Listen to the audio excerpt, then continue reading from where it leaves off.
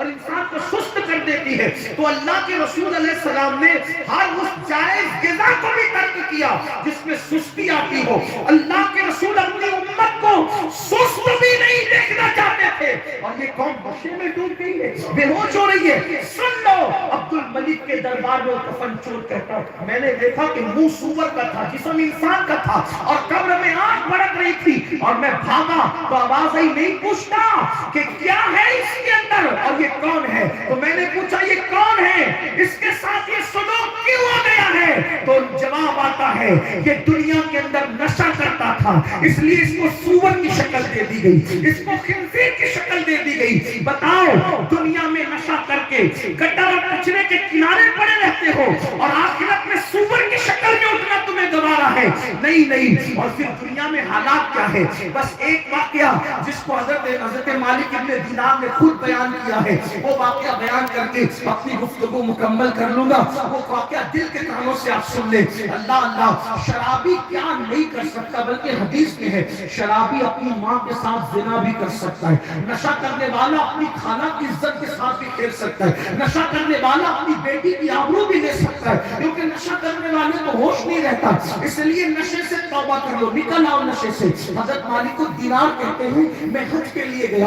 حضرت مالک بن دینار بڑا خوبصورت واقعہ ہے, خواتین بھی سنے, بچوں کو سنانے کام آئے گا, اور آپ بھی میرے نوجوان اپنے دوستوں کو سنائیے گا تاکہ ان کی زندگی بھی بدلے. مالک ابن دینار کہتے ہیں میں حج کے لیے گیا, تو میں جب حج کے لیے گیا تو میں حرم میں پہنچا تو دیکھا کہ حج کے ایام ہے اور پورا مطاف جو ہے حاجیوں سے کھچا کھچ بھرا ہے. تو میرے دل کو اتنا اچھا لگا, واقعی بہت خوبصورت لگ کر جب حرم کو بھرا بھرا دیکھو, لبیک کی صدائیں آتی ہے تو ایمان تازہ ہوتا ہے اور اپنے مسلمان ہونے پہ فخر ہوتا ہے. اللہ نے مجھے وہ مذہب دیا ہے جو مذہب سچا ہے, اور جس مذہب کو لانے والا مصطفیٰ جان رحمت جیسا نبی ہے. اللہ اکبر, بہت مزہ آتا ہے. اللہ ہر آنکھ کو وہ منظر دکھائے, ہر آنکھ کو وہ نظارہ عطا فرمائے. مالک الدینار کہتے ہیں میں نے حرم کو بھرا بھرا دیکھا تو مجھے بڑا رشک آیا. میں نے سوچا یا اللہ تیرے محبوب کی محنتیں کیسے بار بار ثابت ہوئی مولا. ابھی چند ہی دن گزرے ہیں تیرے حبیب کے وصال کو, ابھی چند ہی سال گزرے ہیں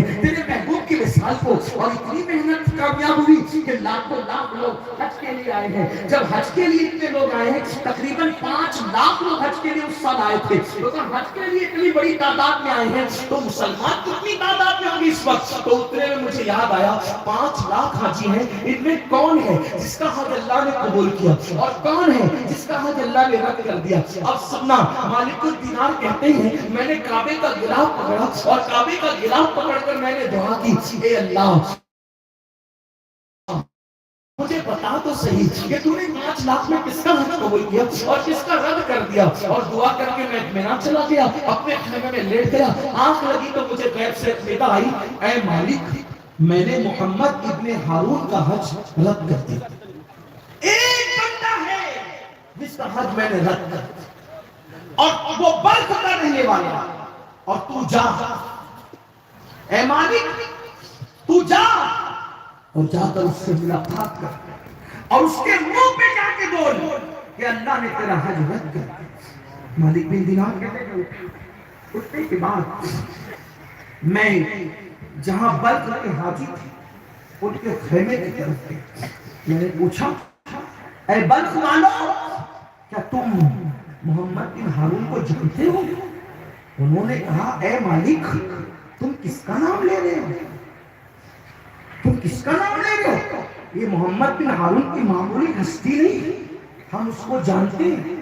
وہ اتنا متقی ہے کہ ہر دن روزہ رکھتا ہے, ہر رات عبادت میں گزارتا ہے, اور مٹھی پر چنے سے افطار کرتا ہے, مٹھی پر چنے سے افطار کرتا ہے, اور 40 سال سے ہر سال وہ حج کے لیے پیدل آتا ہے. کس ہستی کا نام لے رہے ہو؟ وہ حضرت مالک بن دینار نے سوچا یا اللہ یہ ماجرا کیا جاتا ہے؟ آپ کی طرف سے حکم ہوتا ہے کہ میرے مولا کہ اس کا حج رد کر دیا, اور یہ لوگ کہتے ہیں کہ اتنا متقی ہے. یاد رکھنا مخلوق اگر تعریف کرے تو اس پر گھمنڈ نہیں کرنا, اس لیے کہ مخلوق ظاہر دیکھتی ہے اور یار باطن دیکھتی ہے.